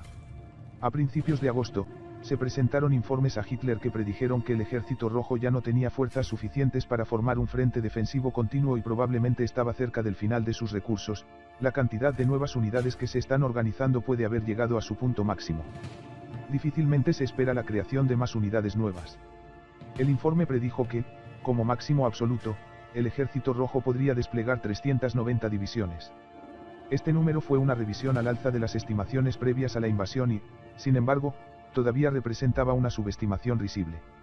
En ese momento, la movilización soviética había elevado la fuerza de línea del Ejército Rojo a 401 divisiones, un número que crecería a 450 en septiembre y 592 en diciembre. Quizás lo más sorprendente. En último análisis, Alemania perdió la guerra porque estaba involucrada en una lucha de desgaste que no esperaba y no podía entender, y no pudo adaptarse a estas condiciones debido a restricciones ideológicas. En el otoño de 1941, las regiones industriales y de cultivo de cereales críticas estaban detrás de las líneas alemanas. Por supuesto, el objetivo de Barbarroja era permitir que Alemania explotara los recursos económicos de la Unión Soviética Occidental, y especialmente de Ucrania, para crear un gran imperio alemán económicamente autosuficiente. Por lo tanto, una suposición importante del liderazgo alemán era que Barbarroja inclinaría la dimensión económica de la guerra a favor de Alemania. Esto resultó ser una completa fantasía. La Unión Soviética gastó una cantidad considerable de energía evacuando las fábricas fuera del camino alemán, aunque, contrariamente a la jactancia comunista, estos activos industriales no se reconstruyeron sin problemas en las áreas de retaguardia. La evacuación de una sola fábrica involucró cientos, si no miles de vagones de ferrocarril en equipo, y en el caos de la guerra estas cargas tendieron a congregarse en los cruces ferroviarios, creando grandes montones de maquinaria y equipo desorganizados. Según una estimación, se evacuaron aproximadamente 1,5 millones de cargas de vagones de equipo de fábrica a las áreas traseras, los Urales, el Valle del Volga, Siberia y Asia Central. Por razones obvias, la mayoría de estas fábricas no se volvieron a montar inmediatamente en 1941. El principal beneficio de las evacuaciones de la fábrica, por lo tanto, fue simplemente negar a los alemanes el acceso a estos activos. A pesar de estas interrupciones, la Unión Soviética logró hacer malabarismos con una economía de emergencia improvisada en respuesta a la invasión alemana, seguida de un retorno de la planificación exitosa a partir de 1943, exitosa, al menos, según los estándares soviéticos. La producción militar de la URSS nunca estuvo cerca de igualar la fábrica del tamaño de un continente llamada América que se agitaba a través de los océanos. Sin embargo, el desarrollo estalinista de la industria en las regiones del interior de la URSS, especialmente en los Urales, resultó fundamental para darle al país una especie de profundidad económica que le permitió sobrevivir a la invasión alemana y la invasión no solo de equipos sino también de trabajadores calificados. Gerentes. Irónicamente, aunque la Unión Soviética perdió territorios económicamente valiosos en 1941, y Alemania, por extensión, los ganó, fue el Tercer Reich el que pronto se encontró enfrentando serias dificultades económicas. El régimen soviético logró evacuar o destruir suficiente infraestructura valiosa que a los alemanes les resultó difícil obtener un valor real de las regiones capturadas. Explotar Ucrania, por ejemplo, requería redirigir los trenes alemanes y el carbón para que las cosas se movieran, pero el imperio nazi en expansión ya carecía de ambas cosas. Para funcionar en la Unión Soviética, los alemanes tenían que reparar las vías y la infraestructura, pero esto requería mano de obra, y Alemania ya se enfrentaba a una grave escasez de mano de obra. Además, sacar recursos de la Unión Soviética requeriría asignar la capacidad ferroviaria que se necesitaba para mover suministros para mantener el ejército en marcha. La situación económica se estaba volviendo tan desesperada que algunos planificadores alemanes sugirieron cerrar toda la industria armamentística durante el invierno para ahorrar carbón. Al final, en la medida en que los nazis encontraron que Ucrania era un páramo, simplemente cosecharon lo que sembraron. Sorprendentemente, los líderes alemanes optaron específicamente por no abolir las granjas colectivas soviéticas, un simple gesto que podría haber ganado el apoyo de muchos ucranianos. Un funcionario alemán sugirió que las entregas seguras a largo plazo de materias primas y productos alimenticios al Reich alemán podrían lograrse con menos medios de fuerza a través de un trato comprensivo de las nacionalidades en cuestión, jerga burocrática para tratar de ganarse a los ucranianos tratándolos con un mínimo de humanidad. Esta sensata sugerencia fue descartada de plano. Los nazis estaban planeando matar de hambre a los eslavos de todos modos, la granja colectiva parecía un sistema útil para hacerlo, y los alemanes nunca dudaron de que podrían manejarlos de manera más eficiente que los comunistas, por lo que las granjas colectivas se mantuvieron. Pero los alemanes, atrapados en una guerra cataclísmica, sin conocimiento de las áreas locales y sin una ideología convincente como el comunismo, no pudieron controlar a los campesinos como los soviéticos, y por eso Ucrania no alimentaría a Alemania como Hitler quería. Cualquier esperanza que tuvieran las poblaciones locales de que la Wehrmacht viniera a liberarlos de la opresión comunista se evaporó instantáneamente al entrar en contacto con la barbarie alemana. Stalin y el Partido Comunista habían puesto un listón muy alto de crueldad y, sin embargo, los alemanes lograron superarlo sin dificultad. Vale la pena preguntarse cómo habría ido la historia si la Wehrmacht hubiera declarado el fin de la granja colectiva y se hubiera presentado a sí misma como libertadora, incluso deshonestamente, haciendo un intento poco entusiasta de ganarse el apoyo de los ucranianos. Pero entonces, esto es preguntarse cómo habría sido si Hitler no hubiera sido malvado, pero entonces no habría sido Hitler, y la Wehrmacht no habría estado en Ucrania en absoluto. Cierren sus corazones a la piedad. Al final, debido a una combinación de la crueldad alemana y el esfuerzo de los soviéticos por evacuar o destruir activos económicamente valiosos, Barbarroja no logró cambiar los aspectos industriales de la guerra a favor de Alemania. La implicación económica más inmediata de la invasión para los alemanes fue más bien el rápido agotamiento de sus reservas de combustible y la costosa responsabilidad de abastecer a un enorme ejército a cientos de kilómetros de profundidad en territorio enemigo. Incapaz de implementar su visión sangrienta del paraíso racial en el este, un régimen nazi frustrado comenzó a ejecutar crímenes compensatorios. El plan original era robar el grano de Ucrania y matar de hambre a decenas de millones de eslavos. Incapaz de hacerlo, la Wehrmacht en su lugar murió de hambre donde pudo. Asesinarían a aproximadamente 3 millones de prisioneros de guerra soviéticos, medio millón disparando, y el resto obligándolos a permanecer al aire libre en corrales y esperando que se murieran de hambre. En Leningrado, sin suministros por el asedio alemán, el hambre ya era un problema a fines de 1941, y cuando el Ejército Rojo rescató la ciudad en 1944, aproximadamente 1 millón de personas habían muerto de hambre. Este fue un crimen apocalíptico de la Wehrmacht, pero todo estuvo mal. Estos crímenes ocurrieron porque Alemania no había ganado la guerra y no podía cometer los crímenes que Hitler había planeado. Los prisioneros soviéticos pasaban hambre porque la Wehrmacht tenía escasez de suministros y acumulaba cada caloría que podía obtener para sus propios soldados. Leningrado fue el escenario de una hambruna masiva, pero la ciudad fue sitiada y muerta de hambre porque los alemanes no pudieron capturarla por completo. Hitler había planeado originalmente demolerlo por completo, por lo que la hambruna de sus ciudadanos representaba la furia agitada de un régimen nazi que estaba a punto de ver cómo un imperio se le escapaba entre los dedos. Así también, la decisión de comenzar el asesinato masivo de judíos traicionó el hecho de que el esfuerzo bélico alemán estaba condenado. Hitler hizo 4 promesas importantes sobre Barbarroja: primero, que el ejército rojo podría ser destruido en una campaña rápida; en segundo lugar, que el Estado soviético colapsaría bajo la tensión de la guerra; tercero, que las tierras de la Unión Soviética proporcionarían una recompensa económica a los alemanes; cuarto y último, que la caída de la Unión Soviética permitiría una solución definitiva al problema judío. Todo estaba saliendo mal.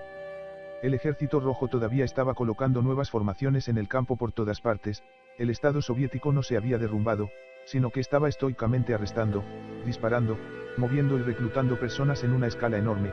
Los territorios soviéticos ocupados no proporcionaban grano, carbón o metal, pero en cambio estaban absorbiendo enormes cantidades de material y combustible. Ante el fracaso en el este, Hitler cambió los parámetros de la guerra para enfatizar el exterminio de los judíos, un reconocimiento tácito de que este era ahora el único objetivo de guerra que aún estaba al alcance de la mano. Originalmente, la solución final se implementaría después del colapso de la Unión Soviética, por lo tanto, al principio no había planes reales sobre cómo podría lograrse. Con el Ejército Rojo en pie, la guerra contra los judíos tuvo que pasar a la lista de prioridades, por lo que las SS comenzaron a disparar a los judíos soviéticos a un ritmo frenético y a experimentar con formas industrializadas de asesinarlos. Hitler cambió los parámetros de la guerra para enfatizar el exterminio de los judíos, un reconocimiento tácito de que este era ahora el único objetivo de guerra que aún estaba al alcance de la mano. Por lo que las SS comenzaron a disparar a los judíos soviéticos a un ritmo frenético y a experimentar con formas industrializadas de asesinarlos. El Holocausto, en un sentido muy real, fue un premio de consolación para un lunático que fue atrapado en el lado equivocado de su propio apocalipsis. Coda, los límites de la maniobra. Sería profundamente erróneo llamar a 1941 una historia de éxito soviética. Las decisiones militares tomadas por Stalin y su equipo en Stavka, en particular el ímpetu para mantener el terreno y contraatacar implacablemente, aumentaron colosalmente las bajas soviéticas, desperdiciaron gran parte de las principales unidades de primera línea del Ejército Rojo y permitieron que todo el borde occidental de la URSS fuera invadido. Sin embargo, en medio de esta catástrofe, el Estado soviético demostró una tenacidad, una durabilidad y un poder de movilización que confundieron por completo las nociones alemanas de una sola temporada de campaña decisiva. Tomadas en el vacío, las operaciones de 1941 mostraron una Wehrmacht en el apogeo de sus poderes, cazando y destruyendo enormes fuerzas soviéticas en una secuencia de grandes victorias. Acumulativamente, sin embargo, estas batallas destruyeron la Wehrmacht, que nunca se recuperó de las pérdidas de oficiales, tropas veteranas y equipo que sufrió en este año crucial. Desgarrado, desinflado, ahora solo era cuestión de cuándo y cómo, no si Alemania perdería la guerra. En agosto, un oficial de división alemán hizo una nota de paso que resultó ser mucho más profética de lo que podría haber imaginado. La división, señaló, tendría que encontrar una manera de reducir su tasa de bajas si no tenemos la intención de ganarnos a nosotros mismos hasta la muerte. El enorme poder militar latente de la Unión Soviética había sido invisible para los planificadores alemanes, quienes tontamente descartaron las proezas de lucha de los eslavos, la sofisticación de los sistemas de armas soviéticos y, especialmente, los poderes organizativos sin precedentes del Partido Comunista, que podía movilizar con calma y eficiencia decenas de millones de hombres para luchar. Más allá de las fanfarronadas al estilo de Hollywood y la propaganda de los medios occidentales, la historia se repite, como los Estados Unidos están descubriendo silenciosamente ahora.